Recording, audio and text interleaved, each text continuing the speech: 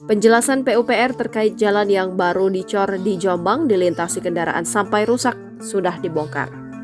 Belakangan ini viral sebuah video yang memperlihatkan jalan dengan material beton tengah dicor dan masih basah melintasi kendaraan. Dalam video yang diunggah oleh pemilik akun Instagram @infojombang, tampak sebuah becak motor terjebak di jalan dengan material beton yang basah. Kemudian truk trailer bermuatan kayu gelondongan menerobos pengerjaan jalan cor yang masih basah.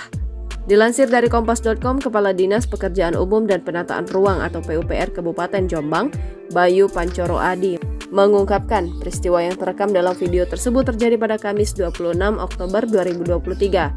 Bayu menjelaskan di ruas jalan itu sedang dilakukan pengerjaan perbaikan jalan dengan material beton sepanjang 975 meter dari Desa Mojo Trisno, Kecamatan Mojo Agung, hingga ke Desa Mojo Duwur, Kecamatan Mojo Warno.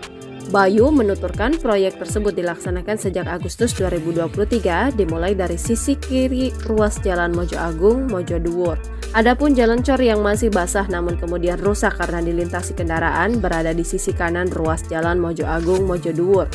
Dia menjelaskan pihak pelaksana pembangunan jalan atau kontraktor proyek sudah melakukan pembongkaran pada material beton yang rusak akibat dilalui kendaraan. Begitu kemarin rusak, malamnya sudah dibongkar, kata Bayu saat dikonfirmasi kompas.com Selasa 31 Oktober 2023. Dia mengungkapkan jalan yang masih basah namun dilintasi kendaraan tersebut memang baru dikerjakan. Namun, pengerjaan baru pada tahap pengerjaan lapisan dasar jalan, material beton tersebut diperlukan untuk meratakan jalan sebelum dilakukan pengecoran.